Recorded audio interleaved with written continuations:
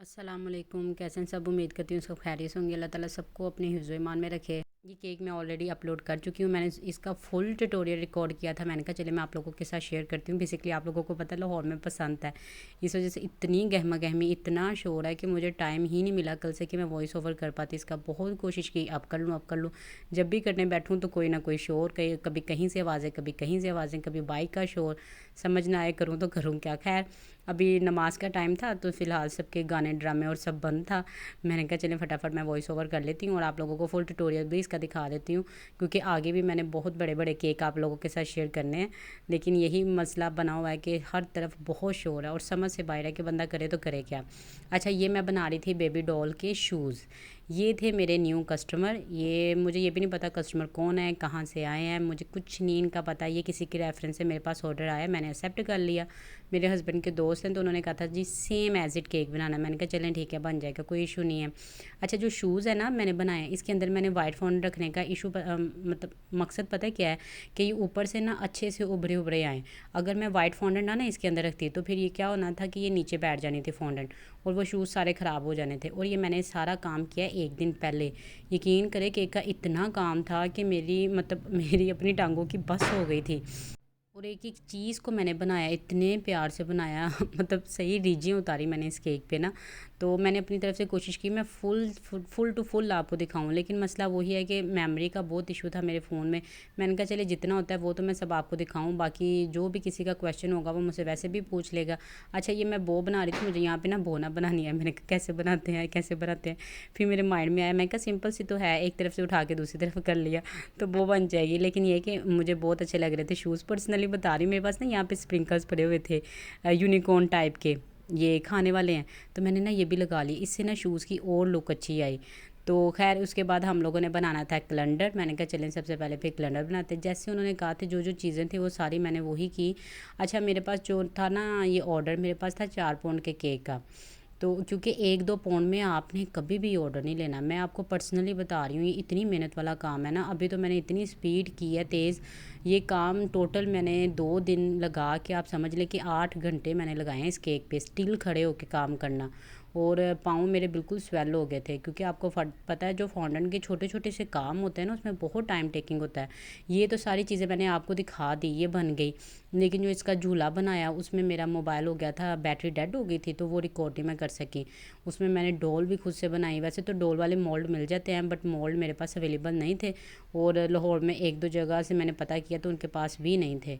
तो मैंने कहा चलो ठीक है कोई मसला नहीं है, नहीं तो ना से। फिर ज़ाहिर बात है अपना तो तजर्बा है ये कि हम बेकर हर चीज़ मैनेज कर सकती हैं। तो फिर मैंने खुद से वो सारे रेडी किए और उनको बनाया। मैंने कहा वो उस पर बहुत मुझे टाइम लगा, यकीन करें। आगे जाके आप डोल देखिएगा भी मैं जब दिखाऊंगी ना, और झूला भी सारा मैंने खुद स्ट्रा के साथ रेडी किया। मेरा दिल था मैं वो भी हर चीज़ आपको दिखाऊं, लेकिन मसला यही था कि मेरा फ़ोन हो गया था बंद, क्योंकि स्टिल ये चल रहा था। मैं कभी से ऑन करती थी, कभी से ऑफ़ करती थी, कभी कोई काम करने जाती थी, कभी कोई काम करने जाती थी।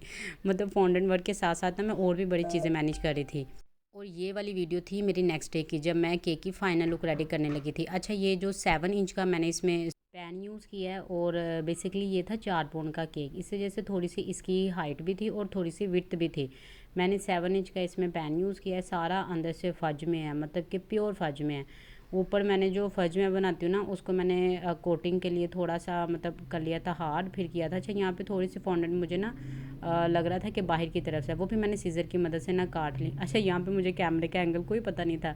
जब मैंने लगू ली ना, फिर मैंने देखा, मैंने कहा हो ये तो सारा एंगल ख़राब है। फिर मैंने उसको सीधा किया जाके, मैंने कहा चलो केक तो नज़र आया ना कि मैंने कैसे लगाया। और यहाँ पे जो मुझसे गलती हुई वो मैं आप लोगों को बताती हूँ अभी आगे जाके। यहाँ पे मुझसे ये गलती हुई, मैंने ना साइड से ना फॉन्डेंट थोड़ी बेल दी पतली, वो भी अलकस मैंने कर लिया। मैंने कहा अल्लाह मैं ना ही करती, फटाफट काम निपटाने के चक्कर में ना ये गड़बड़ मुझसे हो गई। अच्छा, मैंने इसको ना स्केल से देखा कि ये कितने इंच है। ये 4 इंच इसकी हाइट थी, 4-4.5 इंच इसकी हाइट थी। और थोड़ा सा हमने जैसा डिज़ाइन था ना थोड़ा सा ना ऊपर की तरफ रखना था। यहाँ पे देखें ये जो मैं मार रही हूँ ना बार बार, यहाँ से मैंने इसको कर दिया था पतला।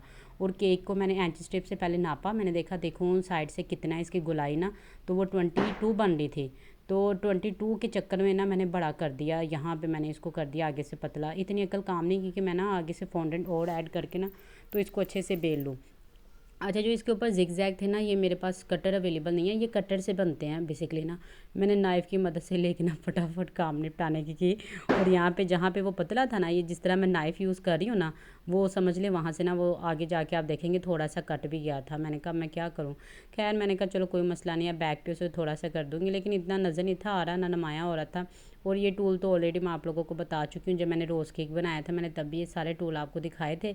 और इसको आराम से पकड़ के ना केक के ऊपर सिंपल अप्लाई कर लेना था। आप देखेंगे ये आगे जाके यहाँ पे मसला मुझसे हुआ था।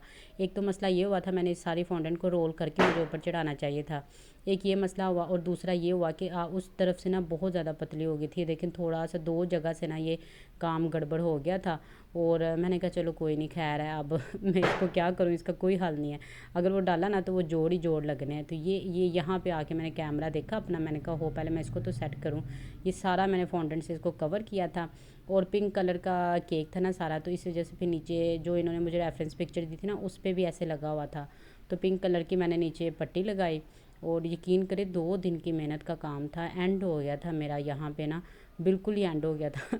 और इस दिन मेरा एक और भी ऑर्डर था, लेकिन वो इतना ज़्यादा ऑर्डर नहीं था उस काम का, उस ऑर्डर का इतना काम नहीं था, वो मैंने जल्दी जल्दी से निपटा लिया था। मोस्टली मैंने टाइम 2 दिन ना इसी केक को दिया है। इसीलिए मैं आपको कह रही हूँ कि आपने 1 पाउंड में 2 पाउंड में इस केक का ऑर्डर कभी भी नहीं लेना, 4 पाउंड कम से कम आपने लेना है। अच्छा, ये जो डोवल्स मैंने किए हैं ना, यहाँ पे ये देखें डोवल्स के जो स्टैंड मैंने लगाया था ये बड़ा लग रहा था। फिर मेरे हस्बैंड आ गए, अल्लाह ताला उनको ज़िंदगी तंदुरुस्ती दे, ऐसे कामों में मुझे बहुत सपोर्ट करते, मैंने उन्हें दिखाया। फिर उन्होंने सारा निकाला, पाइप नीचे से थोड़ा सा कट किया। और फिर ऊपर डोल कहते मैं खुद सेट करके तुम्हें देता हूँ। फिर उन्होंने मुझे सारी सेटिंग करके दी।